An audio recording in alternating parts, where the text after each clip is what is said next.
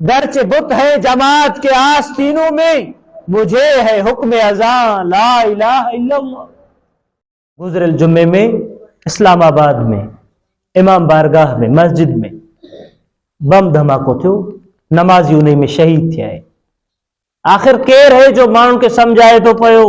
आखिर केर है जो कातिलन दहशतगर्दन जलादन के समझाए तो पयो तो तव्हां मस्जिदन ते हमला कयो, इमाम बारगाहन ते हमला कयो, नतीजे में तव्हां मरंदो तो जन्नत तव्हां जे इंतजार में। आखिर अहिड़नि कातिलन जलादन के केर तो सबक दे? मूंखे यादि है मां बलूचिस्तान में वयुमि, कोयटा जे भरिसां हिकिड़ो ज़बरदस्त तालीमी इदारो हो। उतां जे उन मौली साहब मूंखे ॿुधायो त हीउ इदारो आलीशान इदारो हो, इन में तालिब पढ़ंदा।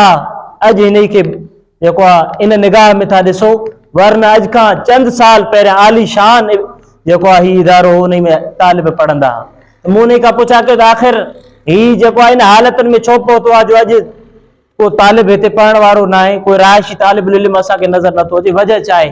उन ॿुधायो साईं हिते जेके तालिब पढ़ंदा उन जो जेको मोहतमिम हो, जेको मुतवली हो, जेको उन जो इंतजामिया हो, वो तालिबन जे चंदे लाइ परेशान हूंदा त चंदो करे तालिबन के मानी वग़ैरह खारायूं। पर रात जो अची करे उन्हनि तालिबन के असलो उन मोहतमिम ॾिठो त उन तालिबन जे हथ में असलियो आहे, बंदूक आहिनि, ख़तरनाक जेके हथियारूं आहिनि। त उन पंहिंजे तालिबन खां सवाल कयो, बाबा असां त इन जे करे इदारो न खोलियो आहे जो तव्हां असलियो खणो, असां तव्हांजे अटे लटे खाइण पीअण लाइ परेशान चंदो था कयूं।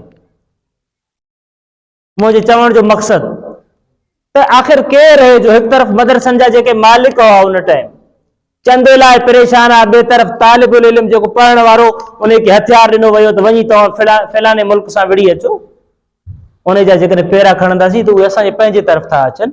जैसी करनी वैसी भरनी, ना मानो तो करके देख, जन्नत भी है दोज़ख भी है, ना मानो तो मर के देख। जी कंदो तव्हां सां उहे थींदो।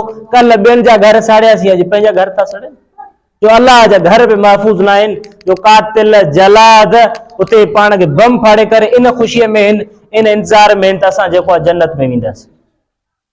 इस्लाम जे नाले ते अहिड़ो मज़ाक़ हिन क़ौम सां हिन उम्मत सां थियो। हालांकि इस्लाम अमुन प्यार भाईचारे जो दर्स ॾिए थो।